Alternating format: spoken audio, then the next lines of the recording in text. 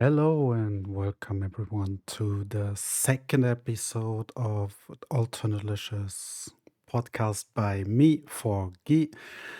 Before the start of the episode, I wanted to use this introduction segment to talk a bit about episode one and how I'm going to be looking into improvement and evolving what I'm doing. First of all, I changed a bit of the setup. This is still not optimal, but better than nothing. I'm gonna keep on improving as I'm going. There's improved lighting. I hope it's noticeable. If not, let me know what more I could improve. Then I brought a little friend as support. Doing a podcast alone felt quite lonely, so he's gonna be staying with us from now on. And watch what I say carefully. Yeah, just a little red panda from China. Let me check my notes so I'm not telling any bullshit. No, just kidding. I got a landing page for everything Alternalicious there is to know. You can find all the episodes there, my socials, direct email, and a Spotify playlist, which is also one thing I added, is that I now have Spotify playlists for every episode. Of course, there's only two so far, but I will link them in the description as well as the landing page, which will also be on the channel. Pick a few songs from each artist covered, each album covered, and throw them in there just as an easy way to find the music if you haven't found it yet. I'm gonna be using Spotify as that's what I use to listen to music as well. I really was not satisfied with the way the audio was in the last episode. It's way better now, but it's still not optimal. Now, I know how to do a very nice live voice if I have a mixer and everything available, like hardware. But for the computer, it's quite new to me, and I only knew my way around with DAWs. So now I just integrated the very same VST plugins I would use there here. So it should be better, not optimal. I will keep on improving. Um, Usually, it's quite hard for me to be satisfied with what I'm doing. I'm quite the perfectionist. And so I chose to just put the stuff out there without being satisfied myself. Basically, just so that it's out there and I don't get hung up on trying to perfection it. And that's pretty much all there is. Enjoy.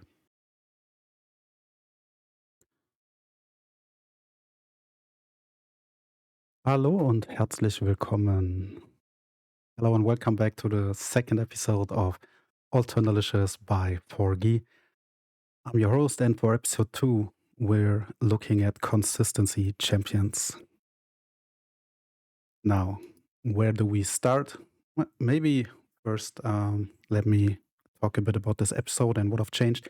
I've changed quite a bit in layout, graphical structure, which isn't like a main point for a podcast where I'm mostly just talking, but still wanted to have a more structured layout and put the focus on the content like it should be.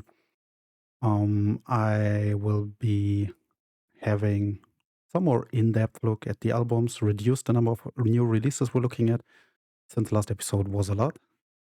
Of course, the structure mainly gonna be the same like last time. Gonna be talking about the new releases, the artist in focus, which will be Silverstein, Blast from the Past with Adema's self-titled debut Adema, the tour spotlights, and also a bit of a review about the Disturbed show.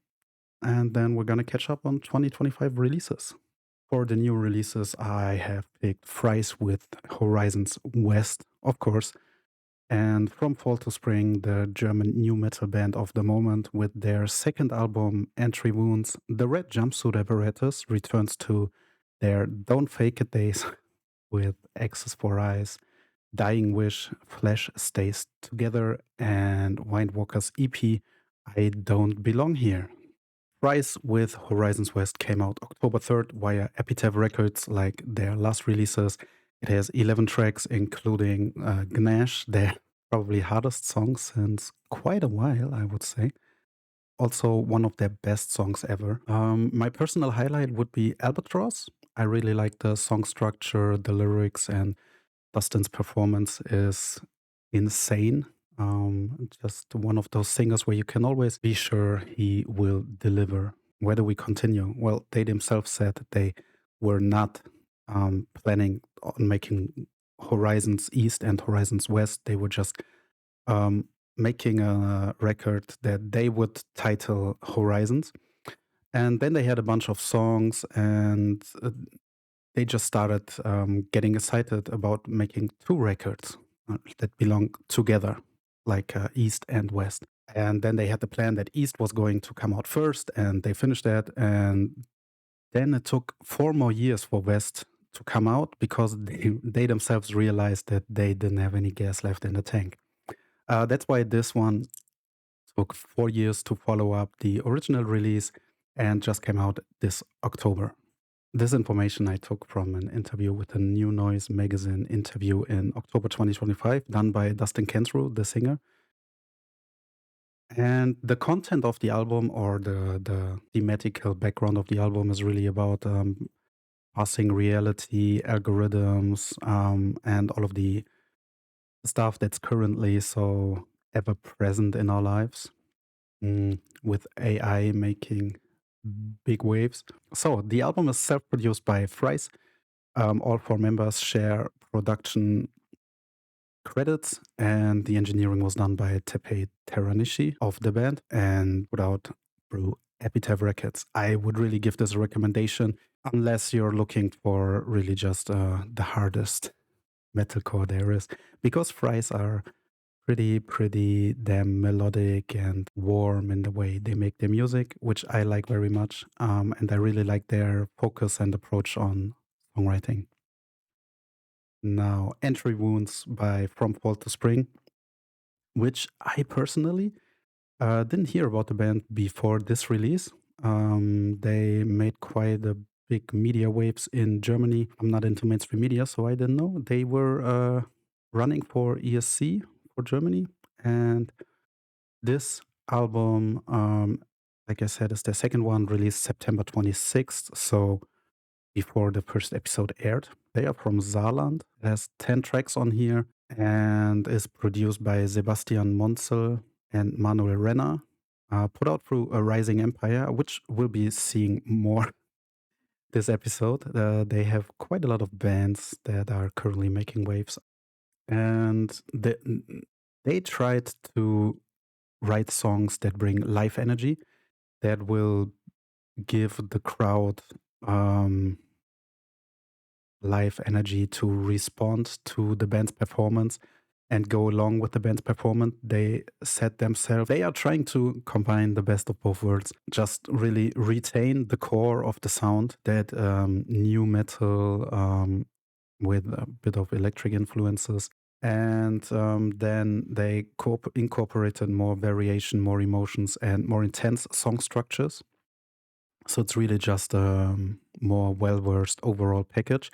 They said in an interview with Front Stage magazine ahead of the launch, it was also written during tour. So, of course, when you're writing an album while you're on tour, you're trying to create songs that will create energy with the crowd and interaction and that sort of stuff. So, yeah, the direct quote from the Front Stage magazine interview is, "Many songs on Entry Wounds were created directly with live energy in mind. Come Alive, for example, was written exactly for the stage. On tour, you immediately notice which parts work with the audience, and that is now reflected on the album." So you can tell that they really wanted to get more out of touring, write this for having the energy on stage and bringing it to the crowd. Access for Eyes, the Red Jumpsuit Apparatus. Now, this record caught me a bit off guard. I'm personally, after Don't Fake It, I really wasn't too much into the releases the band put out. They have been consistent in putting out albums and releases, but it never was much my style, like what I liked listening to. Even though their themes musically always were very emotional, which I usually like, but yeah, I don't know, just musically it didn't appeal to me too much. And this is a record I can listen front to back all the time, and it's never getting old. It's never getting boring. Same release date, October 3rd, as Thrice, 11 tracks as well.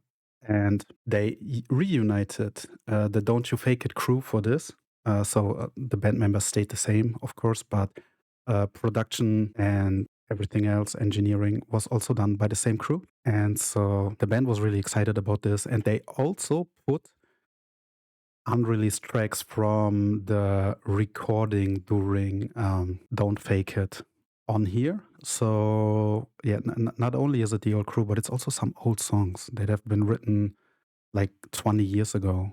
And that's really interesting.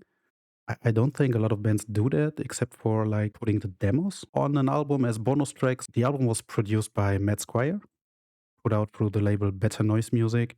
And I would really recommend this to anyone who's into this kind of, I don't have any word for this, maybe just call it emo-core again.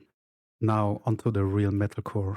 In this episode, Flesh Stays Together by Dying Wish, produced by Grammy winner Will Putney, put out through Sharp Tone Records. 10 tracks, 35 minutes, and it's really intense. So Emma Bostard, the singer from the band, was quoted that this record is incredibly nihilistic, and that is something that I didn't really realize until it was done. In hindsight, I was like, oh wow, this is really dark. Part of it is how I actually feel, and there's another side of me that thinks there's hope. But I had to reckon with the fact that art is supposed to be honest and uncomfortable. That's how I felt at the time, and that's how I feel now.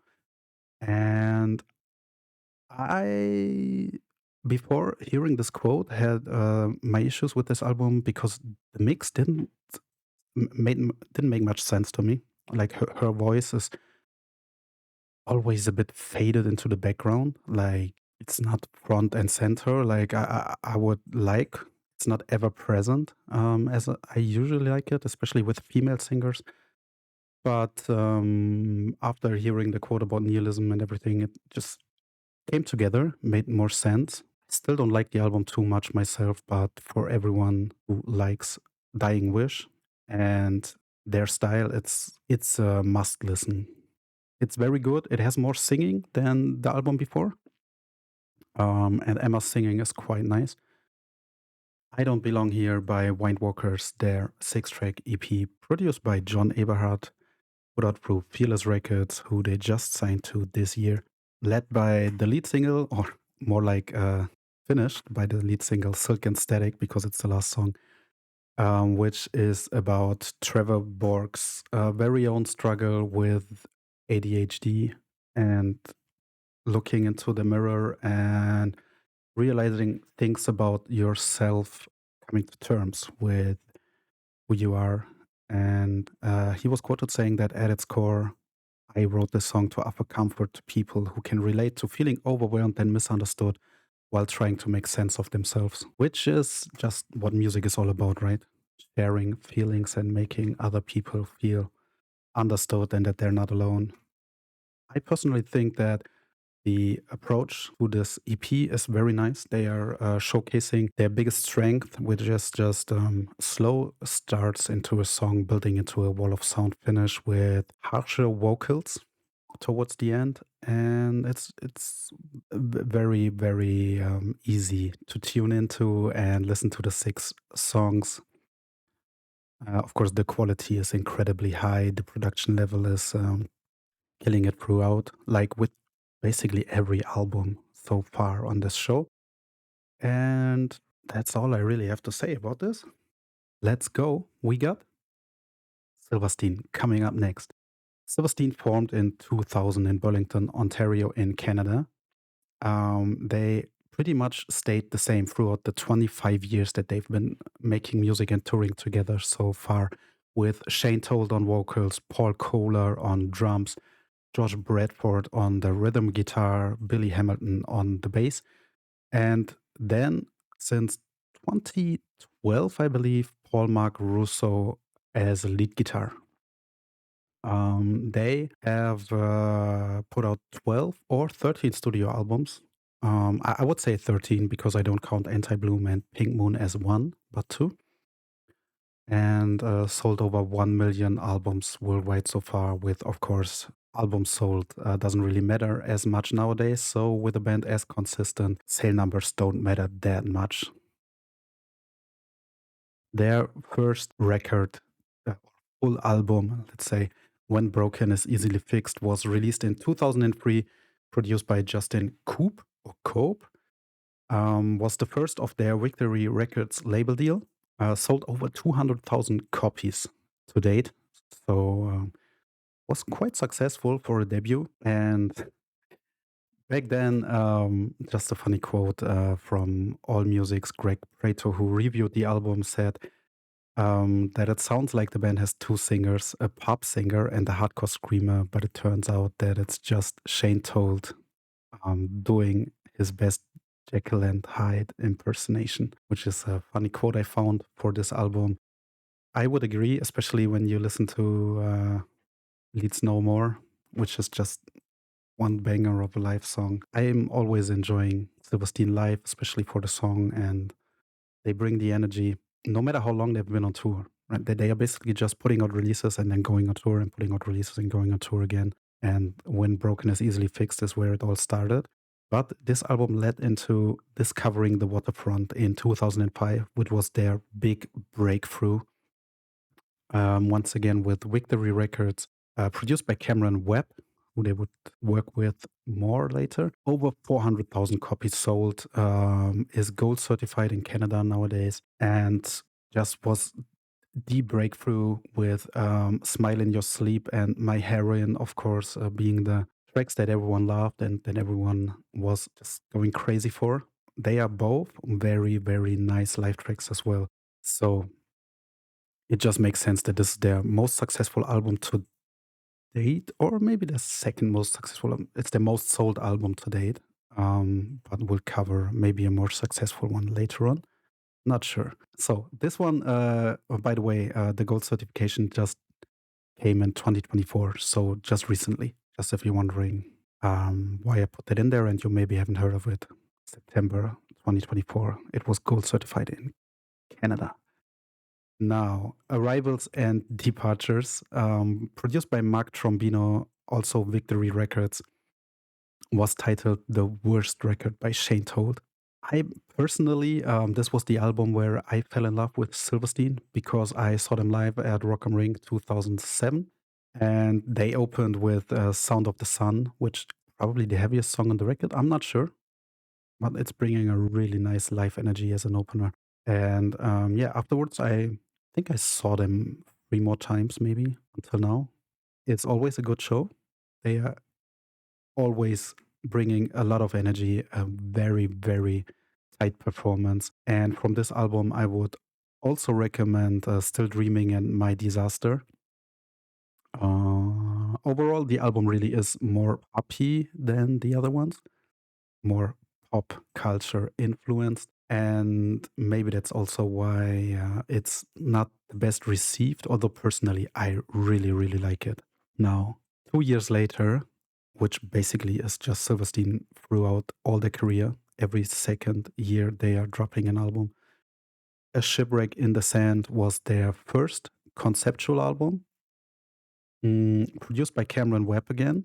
It's a lot harder, probably their hardest album to that date. Also thematically a bit repetitive, or well, not repetitive, like but it's a conceptual album, and so the theme stretches throughout the whole release.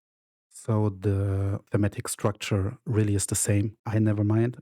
I loved especially I Am the Arsonist on this track, which just is amazing. And they had a feature with lights for the end here.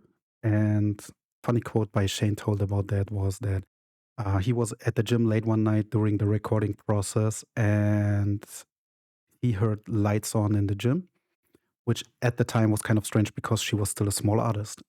He heard that song February Air and he literally was like, oh my God, maybe we could get her. That would be rad. And then they got that feature. It's a very nice song as well, just not one of my personal highlights. 2 years later came Rescue, preceded by the Transitions EP earlier in the year, which had Silverstein's first written for acoustic performance song, or written on acoustic instruments, Replace You, which came on this album as well as an amplified version, but this was the first time where they had a song written as an acoustic version and then transformed it into an amplified version. This was the first record put out through Hopeless Records after finishing their record deal with Victory Records. This was seen as kind of a creative rebirth for Silverstein, as Shane told that himself, that they felt really revitalized 4 records on Victory for 10 years, just putting out albums and touring and staying with the same label. And they wanted to this time make a record just the way they wanted to do it, just write everything themselves and write it the way they wanted to. Yeah, he was also quoted saying that rescue is a positive word. It's uplifting. At the same time, it really hits the core of what we do. Rescuing ourselves and others from worse times to better times, moving forward and improving is basically a form of self-rescue. Short Songs in 2012 was just 22 songs and cover songs or cover versions of songs that were 90 seconds or shorter. Just an experimental thing, I think, where they wanted to experiment. You know, that they had time after recording Rescue and just wanted to do a short concept album where the concept was the duration of the songs. They got some bangers on here. I couldn't pick a recommendation, but it's so short, just listen through it. 19 minutes, 22 songs, produced by Jordan Valeriote. I don't know how to pronounce that. Not much more to say here. Got a funny quote here because Paul Kohler said most people might associate a short song with a fast punk rock vibe, which I would myself agree, but that's not always the case. There will still be a ballad, a breakdown, and some sing-alongs all amidst these quick songs. The idea is to give the listeners a mini Silverstein album, which it really was. There's not much of the Silverstein vibe getting lost just because the songs are shorter. This is How the Wind Shifts, their first release with Paul Marc Rousseau, who replaced Neil Boshart on guitar. And it's the second concept album, once again produced with or by Jordan Valeriote. Let's just say Jordan from now on. And this time, the concept or the idea behind the concept was that a person's life can change forever with just one event. It is the what if that everyone thinks about from time to time. Each track has a parallel track that tells the story in a different light. What would have happened if things were different due to a single event, as Painbold was quoted saying. So that's really just the whole concept of the album. Personally, this is one of my least listened to albums. At the time, I think it's more due to the time I didn't listen to that much music, and Silverstein was more in the back of my mind as a great live act, but not so much for their releases. Still, I really love Massachusetts and The Better Place. Yeah, on Paul Marc Rousseau joining, Shane Told said that he came in and they were working on stuff, and then he said, "Hey, I don't mean to overstep here, but I wrote some music for a Silverstein song." So he just came in and he had a song, and that became the instrumental for Stand Amidst the Roar, which is on this album. And Shane further was quoted saying, "And right away, when I heard that initial riff, I was like, this is so sick." And very quickly, it became the mindset of this is the guy. This is this guy for Silverstein. They want to work with him. And so they did. He joined and never left again. I Am Alive in Everything I Touch. Produced by Jordan again. First released through Rise and New Damage. New label once again. Third and last album with Jordan as well. Also third concept album. which is quite funny because if you count the 3 records with Jordan and short songs, also is some kind of concept album, not like a story concept, but with the 90 seconds or shorter songs throughout. It's also a concept for the whole album. So, third and last album with Jordan, all 3 pretty much had a concept start to finish. And here, Shane Told was quoted on the album's concept, saying that all the city clips recorded, the transitions, and making sure the concept really worked and told the story of loneliness, despite being surrounded by so much excitement. As much as I've put myself out there over all the records we've done, there's something more real about this one. Quote from the time this album was released. And the most personal songs here were Toronto, Unabridged. There's 2 Toronto songs on this, really. And Continual Condition. Both musically were important songs for me, writing wise. And lyrically, I think they pulled some of the darkest truth out of me. And even though they were hard to write, I'm glad I got through it and was able to complete them. So, yeah, sometimes I think as a songwriter, you just have to push through these dark feelings, put them on a track, and then move on, is a lot of the sentiment you get there. My personal favorite here was Late on Sixth, which really just breaks the album apart.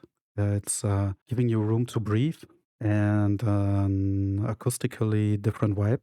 Like the sound changes for one song and then it's back to the main vibe of the album. And it was really enamoring at the time listening to it and just having that break in the album. So, not sure if it would stand out that much if you listen to it without having listened to the whole album, though. So, listen to the whole album. On to their 2017 Dead Reflection, a release I like very much. Seen them live in the year or the year after, not sure. But with this release, produced by Derek Hoffman, label was Rise Again. And this time was the first time that they had a single produced way before the album. So they produced and recorded Ghost ahead of the album production and just put it out there. Shane Told said that that reflection was a record I needed to make. I was in a dark place and creatively I needed to channel that a little bit. Make a record that was dark and big sounding production wise and encompassed the lyrical subject matter into the production. My personal favorite and live favorite is Whiplash, which just brings so much energy in just under 3 minutes. It's amazing. Now, here you started to see that Paul Marc Rousseau really had a lot of influence on the way Silverstein produced albums because he's got a lot of producing credits for this album. And for their single Ghost, which I talked about earlier, they employed 10 different mixers to mix the single. And then they themselves compared all versions after they were delivered and then picked the one they liked most. And through that way, they also established the production team for the full album. Just a little anecdote here. A Beautiful Place to Drown in 2020, released just before Corona or COVID, the lockdown we all lived through, and is their probably most successful album, just looking at stream numbers, or maybe second most successful after discovering the Waterfront. Came out with a new label again, UNFD, and first album produced by Sam Guayana, who they still work with until today. This is also the first release to have 3 years in between releases. And yeah, like I said, the second most plays on Spotify, following only Discovering the Waterfront, which is really insane. Like 15 years later, he put out an album and it was insane. Like production value, feature songs, everything on here is on point. There's a quote I wanted to let me just find it somewhere. Yeah, there. Shane Told on his voice defining the band. I think honestly, once I sing on something, it just sounds like Silverstein. The music will write certain stuff like there's a few songs, like even the first single, Infinite. It's quite a bit different musically, and then there's a song on the record like All on Me, which is very different. Once I'm singing on the songs, all of a sudden everything just kind of clicks into place. And I would agree. Once Shane is on a song and you hear his voice, just goes to Silverstein. It doesn't matter for the structure of the song or the thematic focus of the song. You hear his voice and you turn to Silverstein. Now, Silverstein were interrupted at the height of their success with this album because of the pandemic.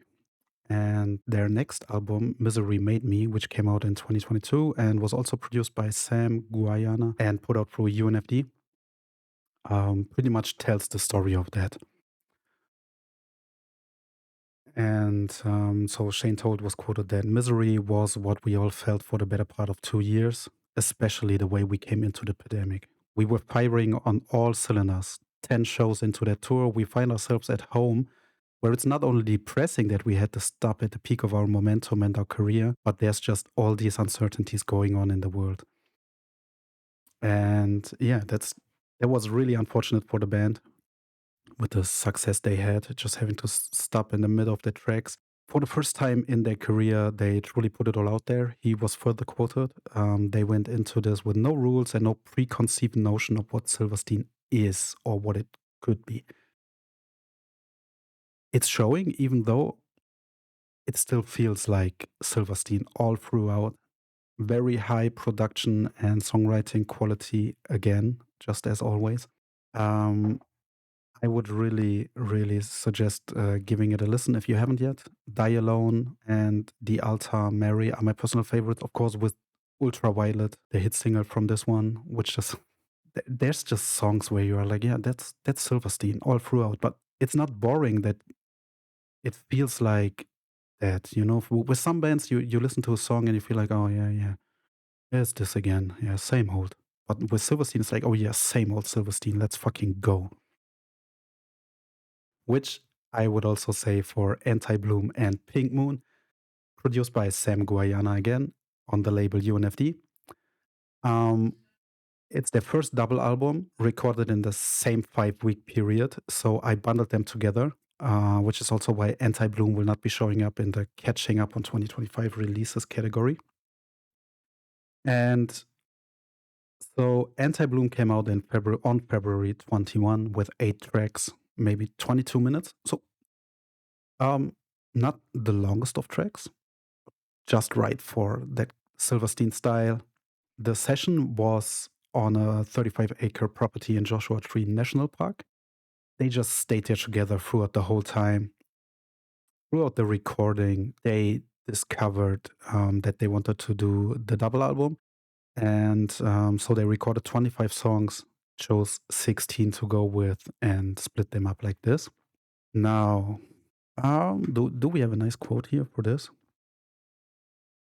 Okay, yeah. So here, Shane Told with Rock Sound in February. So this is related to Anti-Bloom. I think with this album, the new rule was, why can't we influence ourselves? Why would we ignore the fact that we have put out all this music as a band and push away from that and try to find the new every single time? This song would make the Discovering the Waterfront track list. So why shouldn't it make it here? We used to have these unwritten rules, but now it's fuck the rules for everything, which I really, really just love. My favorite track from that is Confession, which just again has that Silverstein vibe, that structure, that feeling to it.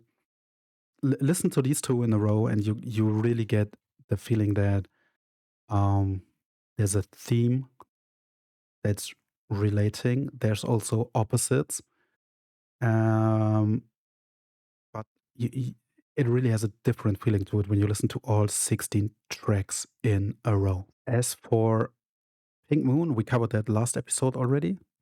Came out just before last episode, September 12th. I'm not going to talk too much about it again. So let's stick with Anti-Bloom for this one. Pink Moon came out afterwards.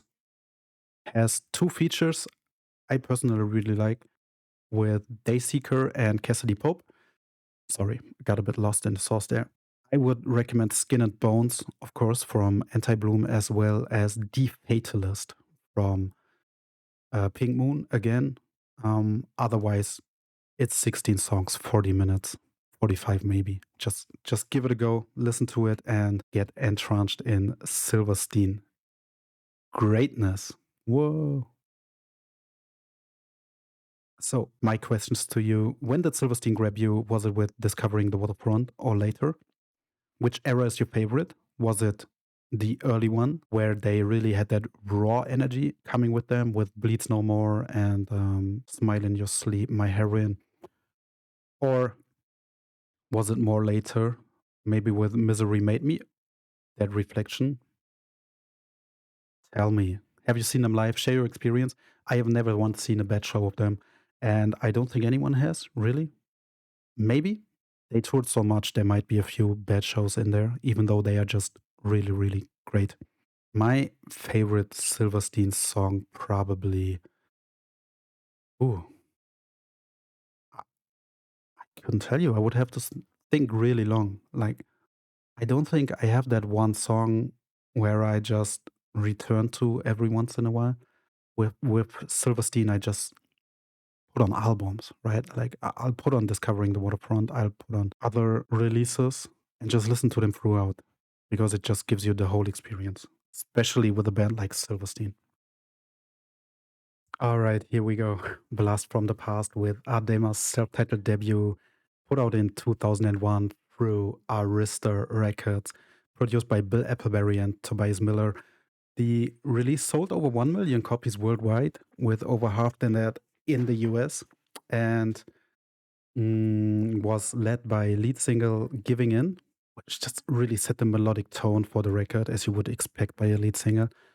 Just really showed off their instrumental skills and songwriting style, which pretty much stayed throughout the album, except for the other two singles, The Way You Like It and Freak It Out, which were more rap focused and straight to your face, so to say. Um, so the band came up from Bakersfield, where, funnily enough, another great new metal band at the time was originating from, Korn, which was no coincidence because Mark Chavez, the singer of Adema, is Jonathan Davis's half brother. So there was a lot of buzz because of that around the band.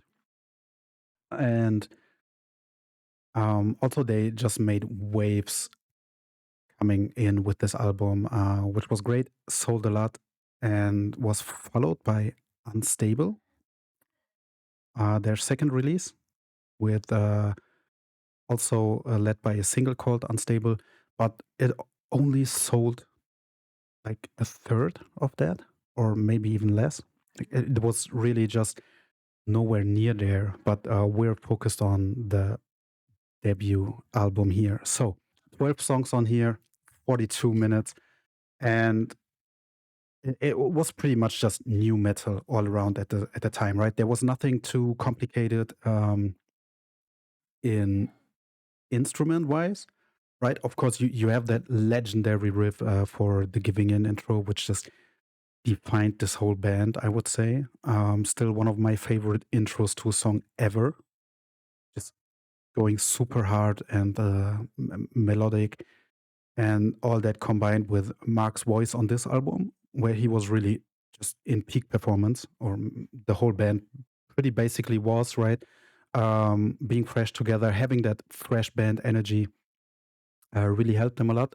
I would suggest, because afterwards they fell apart pretty quickly. For the second album, Unstable, sales numbers weren't as high, right? It only sold like a one third of the first album copies at a time where that was pretty much still a metric that mattered the most for labels. So Arista dropped them afterwards, and Mark left the band, and there was a whole lot of drama involved there.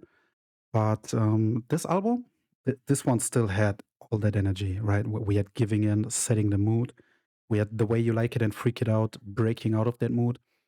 And then we had even more emotional or melancholic, depressive songs like Skin and Speculum on there, which I still love listen to till this day. This album never left that much of a note on new metal or metal as is, right? It was just one of these releases that came with a bang and didn't do much, right? Okay, it sold over 1 million worldwide, but it didn't have any influence. It didn't grab a huge fan base, I would say. It really left a mark personally. but it wasn't even really well received critically because it was just seen as some kind of static new metal album, right? Like nothing too complex, nothing too risky, just play it safe, get some radio tracks out there. This was just like one peak performance by a new band back then that didn't leave a mark, didn't leave any influence. And still, I wanted to give it a blast from the past because this one peak performance alone was just enough to influence me personally. I still listen to a lot of the songs from this album personally, like Giving In, Speculum, and Skin. Just really the melancholic, emotional songs mostly. Not the border songs like Way You Like It or Freaking Out.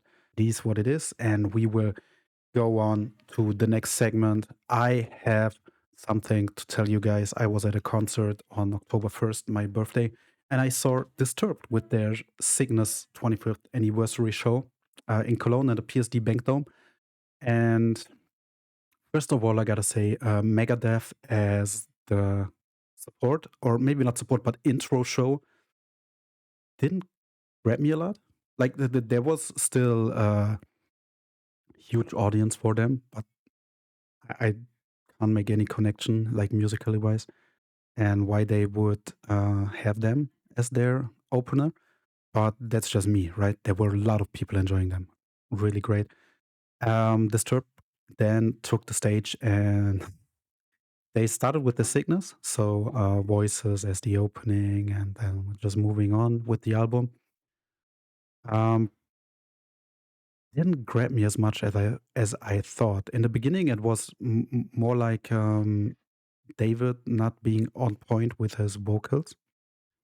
And then I think with Down with the Sickness, he really just caught onto it and started giving a great performance. But there was no interactions with the audience at all. They did a stage show, but the show was very specific, and you pretty much had to be taller than 180 to see it. So I was left out. And they didn't have any cameras catching it and putting it on LEDs or something like that. So there was no way for me to catch the interaction that was made throughout the show. After the Cygnus, they moved on with a best of set where I also was missing quite some songs. Don't get me wrong. The Light and Land of Confusion are great live. Really nice songs. Then there's also 10,000 Fists, which really brought the energy back into the audience. Where before the first part of the show felt like an album listening being live performed, right? There were no breaks, no interaction.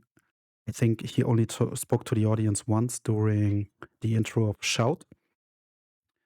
The second part of the show was much more lively, but David's voice, well, after Sound of Silence, there were 3 more songs, I believe, and fizzled out. I don't know. I was left in disappointment, especially as a birthday show, which I've been hyped up to go. But it wasn't a bad show. I don't want to say that. It specifically wasn't a bad performance. Just that I was maybe I'm not used to these big concerts of big bands, but yeah, I feel like there was a lot of interaction and stuff like that missing throughout the show, which I would have really loved to see. This way, it felt like a playback performance of The Sickness and then a 6-track live performance afterwards. It was kind of weird. Fade away tour spotlights. We have From Fall to Spring replacing Bleed From Within, which will have finished the tour at the release of the show. Of this episode, really. From Fall to Spring are on Wounds Tour. I talked about their new release earlier on. And if they are live near you, definitely check them out. Most of their Germany shows are sold out already, which is why I won't be going. Their support, Cyan Kicks, is really, really great. Check them out if you haven't heard about them. And Letters Sent Home, I personally don't know. and didn't have a chance to check out yet, but I will do so still. All the other tours we've already talked about last episode, I kept them in because they are not done, they are not finished, and mostly haven't even started yet, except for Disturbed. And by the time this episode airs, Thornhill will have started as well. Never Tell in 10-day start again tour, on a 10-day start again tour, EU and UK. 3 Days Grace, of course, also EU and UK with Bad Flower. Her Last Sight, Germany for 6 days. Can't wait for that. Really looking forward to see that. And yeah, my personal highlights, Landmarks and Eminence, of course. And there's probably a lot more highlights live nowadays. Please, if you know of any that I didn't catch, let me know. If you're going to a show, let me know. And tell me how they were afterwards. Especially if you're going to from fall to spring. All right. Catching up on 2025 releases. We got Landmarks, The Darkest Place I've Ever Been. First, one of my favorites this year, with an absolute banger of a song with While She Sleeps and Matt Welch in A Line in the Dust. Produced by Landmarks themselves, put out through A Rising Empire. Like I said, we will be hearing more about them throughout the show. They have a great lineup of artists, really. So Florent Salfati was responsible for a lot of the production. They recorded in his own studio, and he was quoted in an interview with Kerrang magazine for the release of the album that it was a painful album to write. I personally felt quite uninspired for quite a long time. We wrote a lot of stuff, but most of it ended up in the trash. But I think that's what we needed to make something different from Lost in the Wave, their previous album, to make something deeper. I think we had to go through this phase to make a good album, and I'm really proud of it. And yeah, definitely be proud of it. This album is insane. And further on, some more context for this quote. He also said, "The more I was struggling to write music, the more I felt depressed. At some point, I thought I have to put all these emotions into this album, just all the depressions, the stress, the struggle." And so they did. Yeah, produced by Landmarks themselves. Not sure if I said so already. But yeah, they always produce themselves. And there's so much more to say about this album. Like Nicolas Exposito, the guitarist for Landmarks, is quoted saying that this one came from a darker place where we were dealing with personal losses, burnout, and emotional collapse. Instead of making another heavy record, we asked ourselves, what do we really want to express right now? Check this out if you haven't already. Sulfur is one hell of a song. Also, A Line in the Dust, Creature. Every single song on here is great. And I can't wait to see them live. If they are near you, give them a chance. All is Beautiful Because We're Doomed by We Came as Romans, produced by Drew Falk and Will Carlson.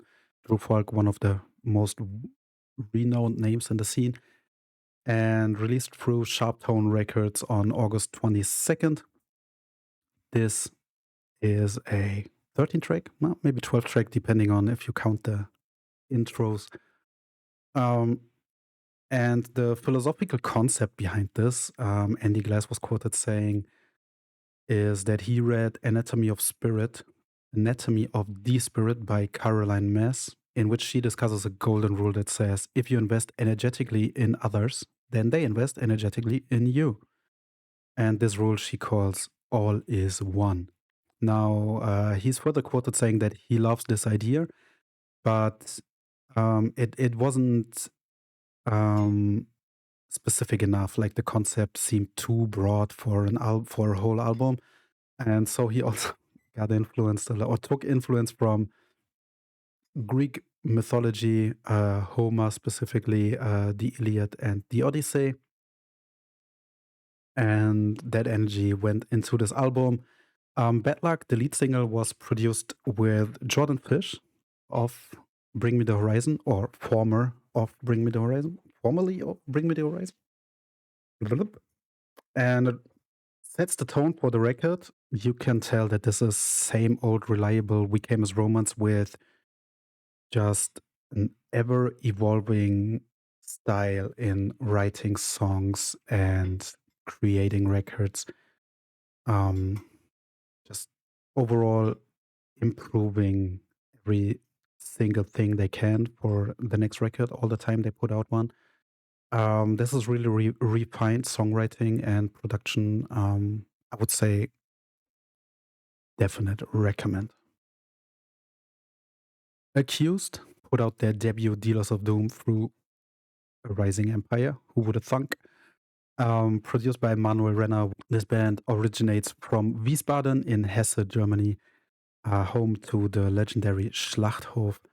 And they made quite a buzz even before the release. They had more than 160,000 monthly Spotify listeners pre-album already. Valentin Nowak was quoted saying that writing music, writing lyrics is definitely an emotional outlet for him. And when writing lyrics, they come directly from a place within ourselves. I don't know about the success, but I couldn't write any other way. I want to express myself in the lyrics, and if I don't do that, it doesn't feel real. If the fans can connect with the lyrics in any way and bring their own emotions into this, then I achieved every goal. This was in a Wall of Sound interview, which just tells you the approach to music. Just put your personal energy into it, share it with the fans, and they will respond in an honest way if you're honest yourself. I would really recommend just to listen to the whole 30 minutes of this album in one go. But if you want to get a feel for it without spending that much time, listen to Make Sure It Hurts. Lonely God by Fit for King, released on August 1st through Solid State Records, produced by Daniel Brownstein, not Drew Falk, who gave the band one of the biggest successes with their last few albums. As they are quoted saying themselves, Drew took our career to a whole other level. He made us focus on getting our big hits, and there's a reason why he has so many number one songs on the radio. Dan is a different kind of producer, but most importantly, he knew our band from a fan perspective. He's been an observer for 7 albums of our career, so we were able to ask what he liked from our band. He just wanted to help us write the truest Fit for a King record ever, which it's just the same approach, right? Write honest music and you will get honest responses from the fans. I really like this album. I was super excited when the first singles came out, like No Tomorrow and Lonely God. Felt insane. Production level, as always, with Fit for King is super high. Can you tell the different producers or the difference in the main producer on this album with Daniel Brownstein instead of Drew Falk? I couldn't. It's just Fit for King, playing to their fullest strength, but also still having that cinematic value or cinematic approach, I would say, to them. There's another quote from Ryan Kirby regarding their creative freedom with this one. And he said, Lonely God is the result of us writing with no agendas. We didn't care about which song could be viral or if we needed radio tracks. We just wrote what we wanted for the first time in a really long time. All 5 of us have our fingerprints on this album. We found a way to balance our voices. We've always been genuine with the lyrics, and that's the case again. There's so much heart behind all of the instrumentation too.